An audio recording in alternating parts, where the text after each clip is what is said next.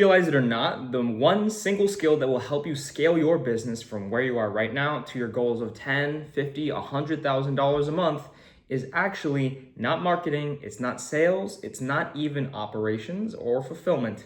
It's actually how to identify data patterns. Can you identify patterns within the information inside of your business and then make executive decisions that execute your vision in line with the strategy that you want to get to your goals?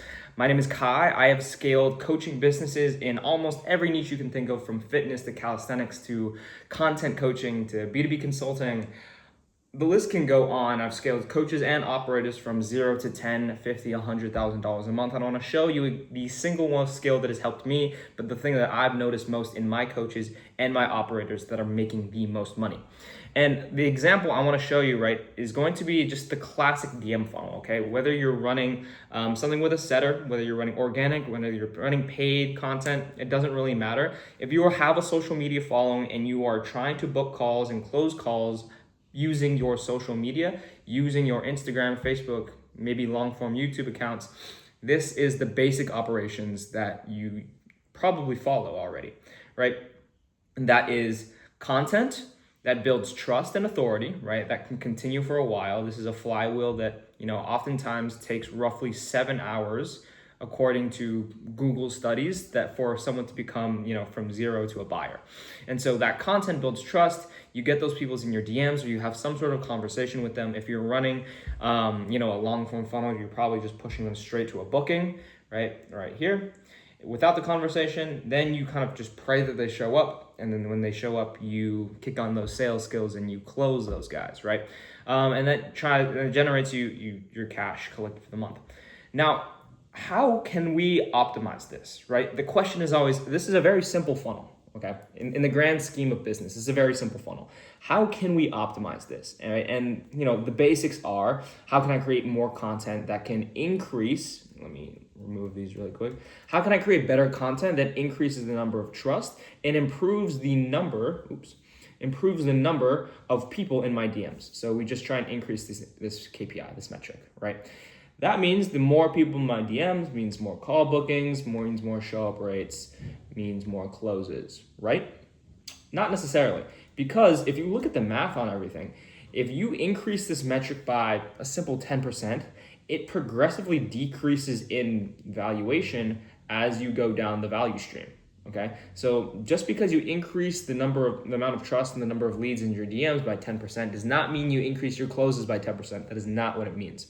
What it means is that you just now have 10% more leads for potential call booking, show up rates, and closes, okay? That being said, that does not take into consideration all the other bottlenecks, all the other deliverables, and the other dependencies that this pipeline has. And I want to walk you through that in just a second. But for an example, let's say we do increase the number of DMs we're handling, right? But you only have one setter. The calculation that we just made does not account for this simple inaccuracy. And so increasing the number of leads can also lead to a decrease. I should use a different color actually. An increase in the number of your leads, right, means a decrease in your speed to lead because you only have one setter, right? That's your bottleneck. And so therefore your sales capacity is low, and therefore you are not actually booking the number of calls that you wanted, even though you are increasing the DMs by 10%. Right? And so therefore, how can we identify the solution to one problem after another so that you create a chain reaction of events that ensures that your effects and your execution on strategy from the beginning of the pipeline actually makes a difference to the end and leads you to these, big closed months that you want to get to. And so I want to walk you through not just the mindset that it takes to get through this, but also the actual growth levers that you need to have an understanding of before you can actively make these adjustments and know everything like the back of your hand. Okay, whether you realize it or not, if you are a good growth operator, if you are a good business owner who knows their numbers, who knows their offer, who knows their funnel like the back of their hand, you probably actively already go through this process without even knowing it, right? But what I've done is I've literally mapped out most of, if not all, of the key growth levers and business aspects and variables that you need to account for in order to ensure business growth, right? And how can we increase business growth?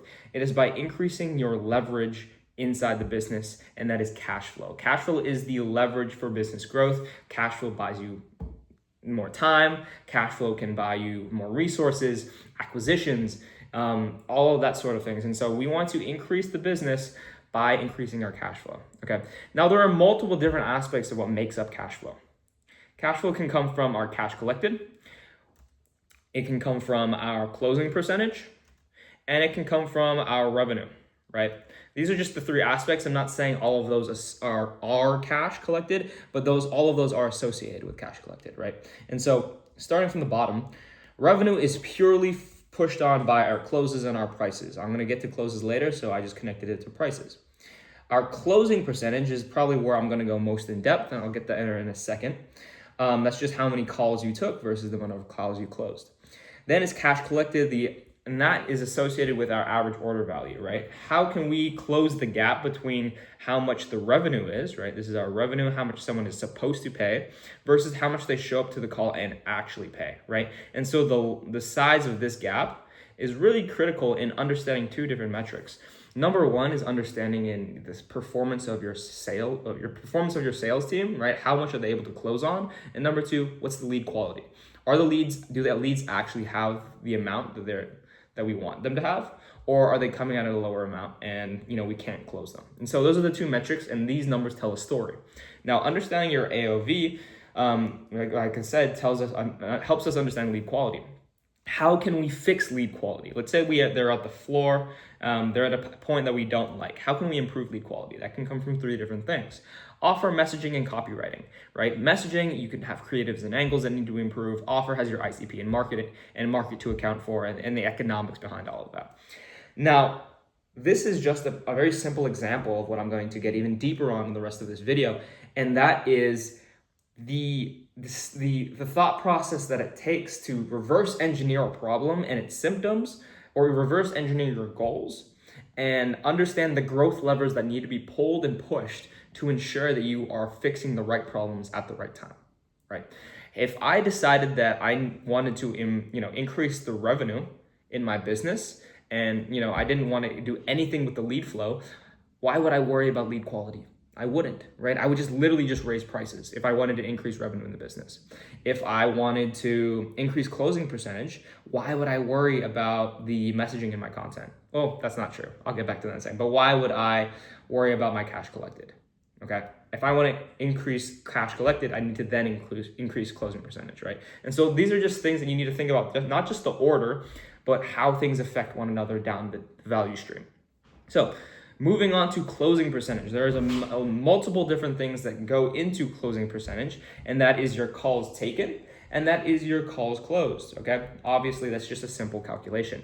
For your calls taken, how can we get more people to the phone call, show up rate? I'll circle this because this is huge. How can we get more people to the phone call, and how can we close more or book more people from conversations? Okay, those are the main things from calls taken.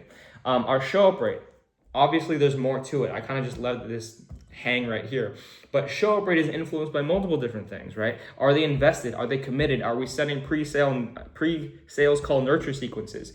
Are we building rapport, right? A bunch of different aspects and a bunch of different variables that need to be accounted for this. Booking percentage. How can we ensure that of the conversations that we have, not like majority of them are booking or showcasing that we are hitting KPI, hitting benchmarks that is to an acceptable degree? Booking percentages is conversations had versus conversations booked. If we are not booking conversations as much as we'd like to, let's say we're only booking 10% of conversations, which is pretty low. Of 100 conversations, we're only able to book 10 onto phone calls. Of those conversations booked, why are we so low? And there's three different options, right? It's either setting talent, nurturing content, or booking systems, right? Are we able to get people onto calendar easily and frictionlessly? Are we creating content that helps nurture the audience so by the time they're in conversation, they're willing to talk to us on a phone call? Are our setters good? Is our AI systems actually well thought through and well calibrated to match our offer and match our marketing? Beyond setting talent, beyond the systems, the management of that person and the training of that setter, right? All things to account for. Booking percentages. How can we have, of the conversations we had, how can we ensure that the inbounds and outbounds are matching our quota and our KPIs? From inbounds, are we getting enough from call to actions, our story funnels if we're running organic? Is our call funnel have a good conversion rate? I'm gonna get deeper into this in just a second. So for all of you paid ad guys who are falling asleep right now, stay awake to the end of the video. I'm gonna get there for you. Inbounds, are you getting enough DMs inbounds from keywords and all fun stuff like that, right? So think about how these are feeding into one step above them, right? How these feed into inbounds feeds into the conversations that we have, and then that can lead into booking percentage and so on, right? And so like a domino effect, like I mentioned. Outbounds, right? If you are running an organic, are we hitting quota in terms of the people that we're doing outreach for, right? Are the lead lists that we're going through, are the accounts that we're finding and outbounding to, are they actually quality? Are our follows, likes, and comments, there it is, are they also increasing because of the performance of our content, right? The content goes back to messaging, like I mentioned earlier, creative and angles. And then thirdly, all of my paid ad guys, I'm sure you'll be interested in this, is opt-ins. How can we ensure that when we're running our call funnels, we're running our VSL funnels, even our low ticket to high ticket conversions or ascension offers, webinars, whatever it is, how can we make sure that the opt-ins actually convert and become leads and then eventually booked calls and closes?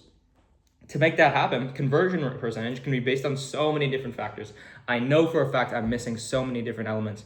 In fact, every single one of these branches is missing hundreds of elements, I'm sure. I just handpicked a few of them to help you understand the thought process that it takes to understand symptom, reverse engineer into a root cause, and then addressing root causes with a solution, okay?